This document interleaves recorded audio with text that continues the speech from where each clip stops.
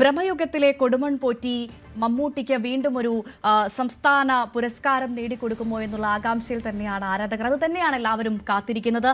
കാരണം നമ്മൾ തുടക്കത്തിൽ പറഞ്ഞതുപോലെ ഇതുവരെ മലയാളത്തിന്റെ മഹാനടൻ ചെയ്തു വെച്ചതിൽ വെച്ച് ഏറ്റവും ഗംഭീരമായത്, ഒന്നിനൊന്ന് എല്ലാ സിനിമകളും മെച്ചമാണ്. പക്ഷെ അപ്പോൾ പോലും ഇതുവരെ ചെയ്ത കഥാപാത്രങ്ങളിൽ നിന്ന് ഏറെ വ്യത്യസ്തമായി ഒരു പുതിയ മമ്മൂട്ടി എന്ന നടനെ നമ്മൾ കണ്ടത് ബ്രഹ്മയുഗം എന്ന സിനിമയിലൂടെയാണ്. അപ്പോൾ ആ സിനിമയ്ക്ക് ആ സിനിമയിലെ അഭിനയത്തിന് മമ്മൂട്ടിക്ക് മികച്ച നടനുള്ള പുരസ്കാരം നേടിക്കൊടുക്കുമോ എന്നുള്ള ആകാംക്ഷയിലാണ് എല്ലാവരും. അതേപോലെ തന്നെ ലെവൽ ക്രോസ് എന്ന സിനിമ, കിഷ്കിന്ധാകാന്ഡം എന്നീ ചിത്രങ്ങളിൽ മികച്ച പ്രകടനത്തിന് ആസിഫ് അലിയും മാറ്റുരയ്ക്കുകയാണ്.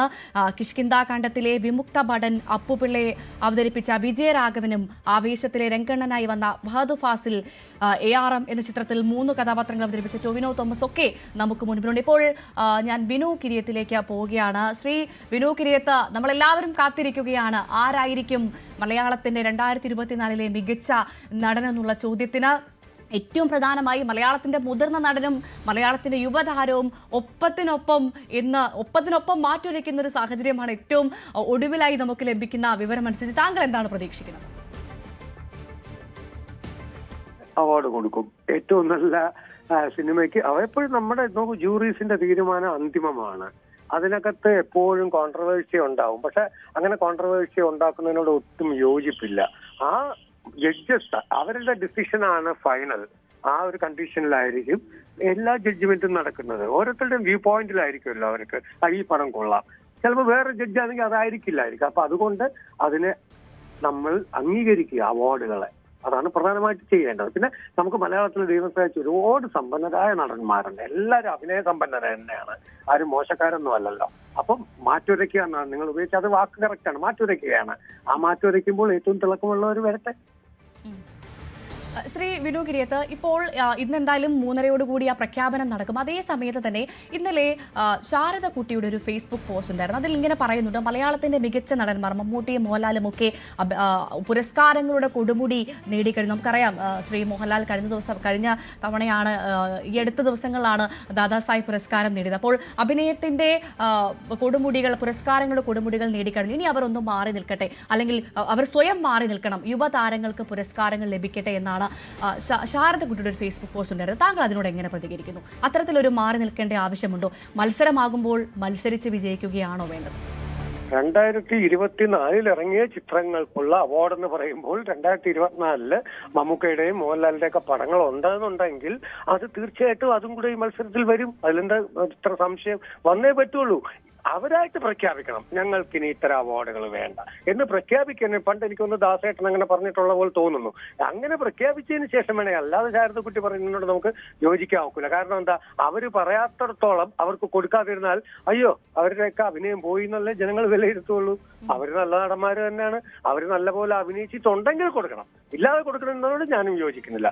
അവർക്കാണ് കൊടുക്കേണ്ടതെങ്കിൽ അവർക്ക് തന്നെ കൊടുക്കണം. അതല്ല വേറൊരാൾക്കാണെങ്കിൽ വേറെ. കാരണം അവരെ മാറ്റി നിർത്തേണ്ട ആവശ്യമില്ല.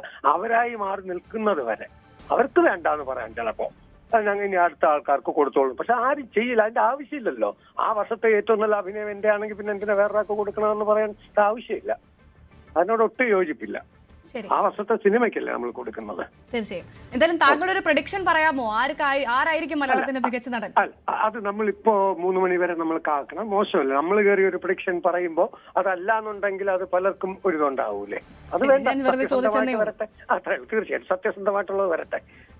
ശരി, വളരെ നന്ദി ശ്രീ വിനു കിരിയത്ത് പ്രതികരിച്ചതിന്. ഇപ്പോൾ നമുക്കൊപ്പം രാഹുൽ ഈശ്വർ ചേരുന്നുണ്ട്. ശ്രീ രാഹുൽ ഈശ്വർ, മത്സരിച്ച് വിജയിക്കുന്നവർക്കാണ് പുരസ്കാരമുള്ളത്. അത്തരത്തിൽ നിലനിൽക്കുന്ന പുരസ്കാരത്തിന് മുതിർന്നവർ, യുവതലമുറ അങ്ങനെയൊക്കെ നോക്കേണ്ട ആവശ്യമുണ്ടോ? താങ്കൾക്ക് എന്താണ് തോന്നുന്നത്? ഈ മലയാളത്തിൽ മഹാനടന്മാർ മാറി നിൽക്കേണ്ട ആവശ്യമുണ്ടോ? 2 കാര്യങ്ങൾ. ശ്രീമതി ശാരദക്കുട്ടിയുടെ പോസ്റ്റ് പൂർണ്ണമായും തെറ്റാണ്. അവരുടെ സ്പിരിറ്റ് ശരിയായിരിക്കാം, പക്ഷെ പോസ്റ്റ് തെറ്റാണ്. അതിനൊരു കാരണമുണ്ട്. ആ കാരണമെന്ന് പറയുന്നത്, അതായത് മോഹൻലാൽ ഇപ്പം തരുൺ മൂർത്തിയുടെ തുടരുവിൽ അഭിനയിച്ചു. മോഹൻലാലിന് ഏറ്റവും മികച്ച നടനായി കിട്ടുകയാണെങ്കിൽ അത് മോഹൻലാലിന് മാത്രമുള്ള അവാർഡല്ല, തരുൺ മൂർത്തിക്കും എൻറ്റയർ ഫിലിം ടീമിനുമുള്ള അവാർഡാണ്.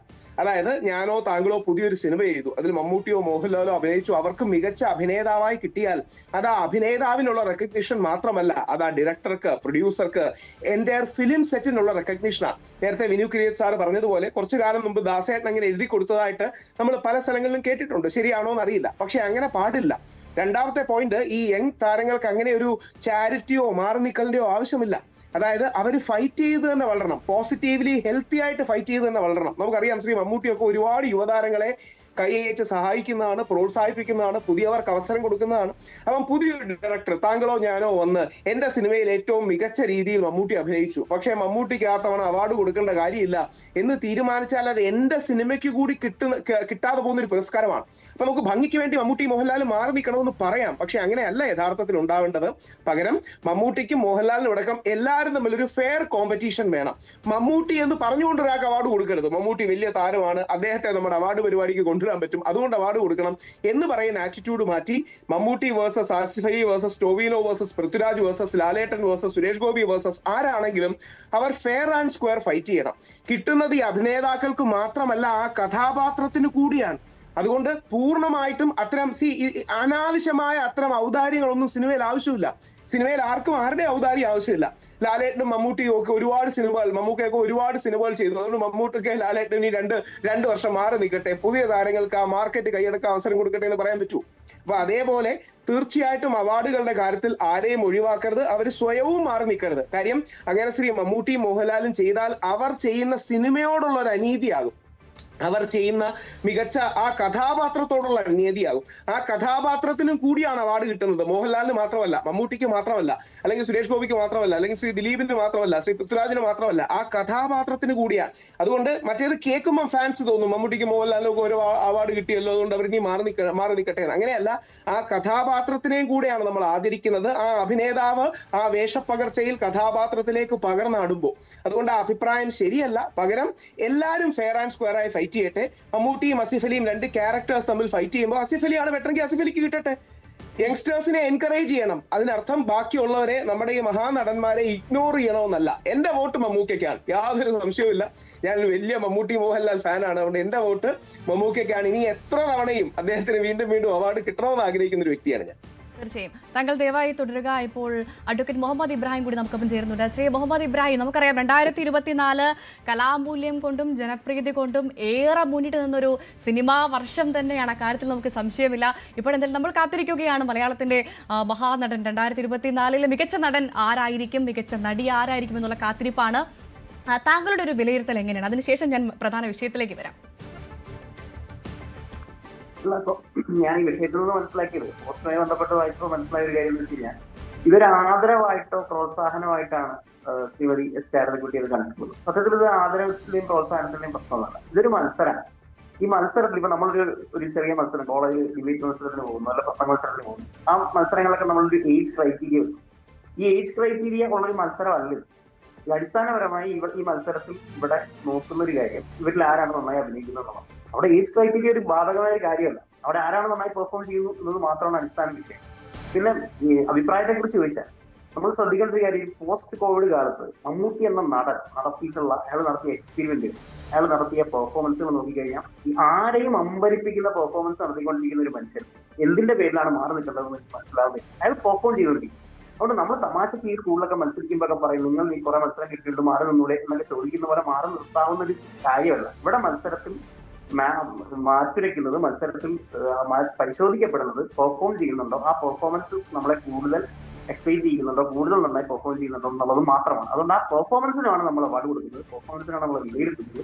ആ പെർഫോമൻസിൽ ഏജ് ഒരു ക്രൈറ്റീരിയ അല്ല ഞാൻ കരുതുന്നത്. അവിടെ നമ്മളെ കൂടുതൽ അമ്പരിപ്പിക്കുന്ന തരത്തിൽ ഇവർ ഇടപെടുന്നുണ്ടെങ്കിൽ, അഭിനയിക്കുന്നുണ്ടെങ്കിൽ അവർക്കാണ് കൊടുക്കേണ്ടി വരുന്നത്. മമ്മൂട്ടിയാണ്, മോഹൻലാലാണ് എന്ന തരത്തിലുള്ള